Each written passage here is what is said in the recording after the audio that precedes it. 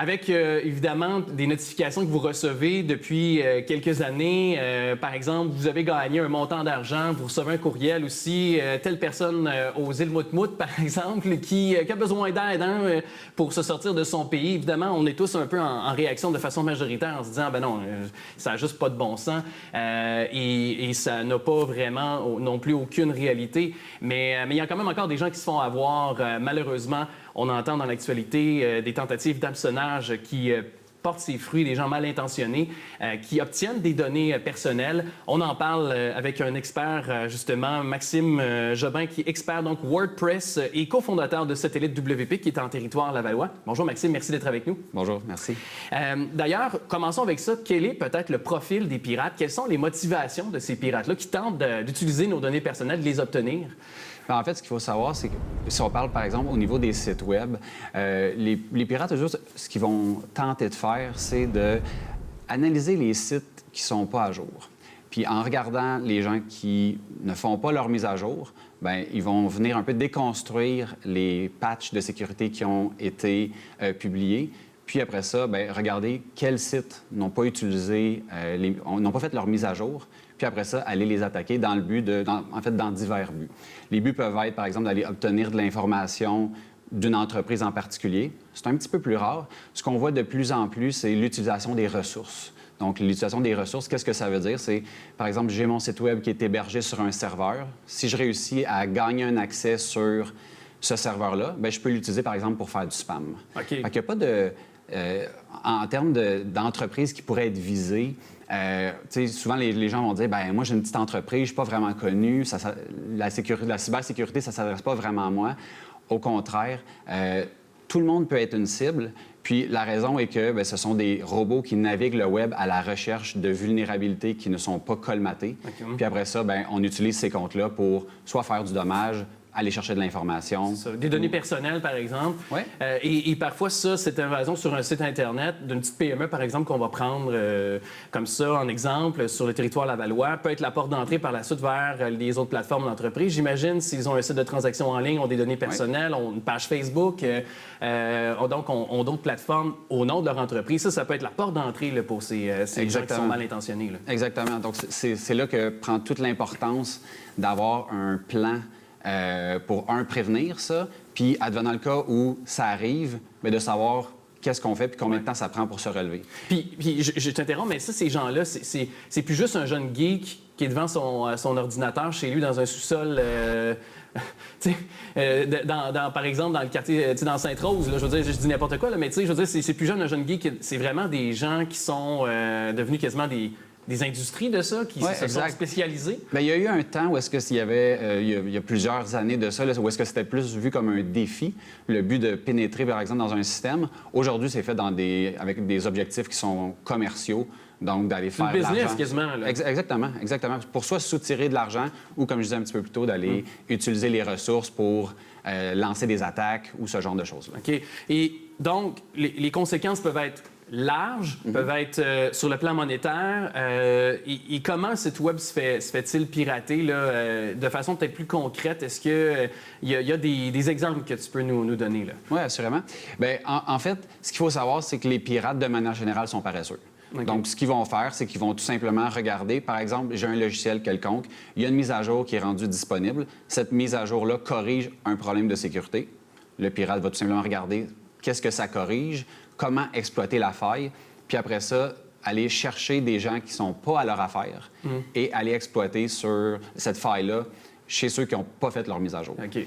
Une fois que ça, c'est fait, bien là, évidemment, le système est compromis.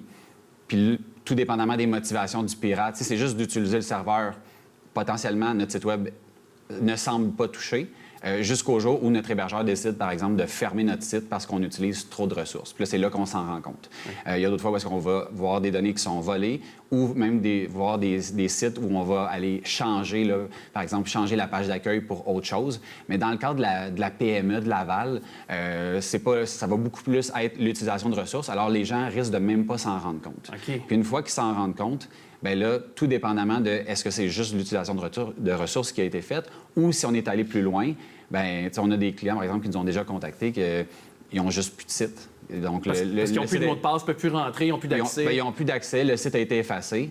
Puis là, dans ce temps-là, bien, si vous n'avez pas mis en place une stratégie pour revenir opérationnelle, bien là, ça peut être très, très, très problématique. Donc, ça peut coûter des milliers de dollars et prendre beaucoup de temps. On peut avoir des poursuites aussi parce qu'il y a de la part de clients qui se sont vus voler leurs données, puis parce que ces entreprises-là ont été négligentes aussi sur la sécurité. Puis comment limiter les risques, justement, on se fait hacker ou même en prévention de ça, quels sont du moins les recours qu'on a?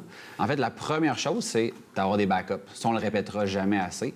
Donc, on a lancé récemment un outil d'analyse de risque pour les entreprises, un petit questionnaire, même pas 10 questions, ça prend moins de 60 secondes. On ne demande pas de nom, pas de courriel, pas de numéro de téléphone, juste des questions pour essayer d'éveiller un peu chez certains entrepreneurs. La conscience. Exactement, la conscience de est-ce que je suis à risque? OK? Parce que souvent, ce qu'on se rend compte, c'est que les gens nous contactent puis il est trop tard. Là, dans ce temps-là, on se met à patiner, on est en mode urgence, c'est agréable pour personne. Fait que je pense que si on commence par juste se poser des questions puis être capable de répondre avec certitude à est-ce qu'on a, par exemple, des backups? Est-ce que nos backups sont déployés sur un serveur qui est différent de notre site Web? Parce que si notre site Web tombe puis que notre backup est au même endroit, bien, tout tombe. Exact. Est-ce qu'on a déjà pris une copie de notre backup puis on a essayé de restaurer notre site? Parce que des fois, on le voit aussi, il y a des gens qui ont des backups, mais les backups ne sont pas fonctionnels. Donc, quand on arrive pour les restaurer, bien, il n'y a absolument rien qu'on peut faire. Donc, il y a plusieurs petites étapes comme ça. Ensuite, au niveau des mises à jour. Puis le questionnaire fait juste vous aiguiller par rapport à ça. Puis après ça, bien, ça vous permet de voir avec soit votre département informatique interne ou si vous avez une agence ou si vous avez besoin d'un partenaire externe comme nous pour pouvoir assurer la suite. Est-ce que c'est réellement efficace, par exemple, un antivirus? Est-ce que c'est seulement qu'un plaster sur, justement, sur ce qui pourrait survenir? Là? Mais sur les ordinateurs personnels, totalement. Je pense que c'est inévitable. Si on, à moins de vraiment connaître toutes les subtilités, puis il y en a tellement. Ouais. Moi, je recommande vraiment d'avoir un antivirus sur son ordinateur personnel.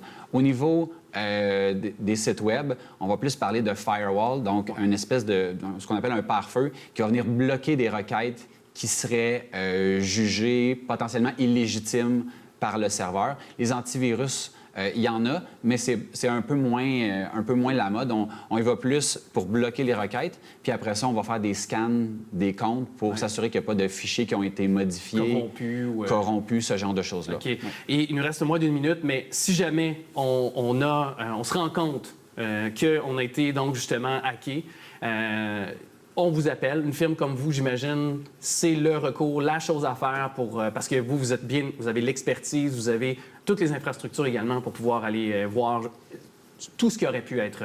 Mais je dirais, idéalement, ça serait d'y aller en amont. En amont, exactement, de prendre action aujourd'hui par rapport à ça. Puis, malheureusement, si vous êtes victime de piratage, que vous avez un site WordPress, une entreprise comme la nôtre peut vous aider avec ça. Autrement, juste voir avec votre agence Web. Puis ils vont être en mesure de vous aiguiller. Là. Ce sont des professionnels là, qui savent ce qu'ils font à ce niveau-là. Oui. Bien, en tout cas, merci beaucoup. C'est beaucoup plus clair. Moi, j'ai mon antivirus, au moins la base de mon ordinateur personnel. Alors, je pense que c'est déjà un bon premier pas aussi sur le plan personnel aussi. Maxime Jobin, merci beaucoup d'être venu nous en parler. Ça a été très bien vulgarisé. Bien, merci, ça fait plaisir.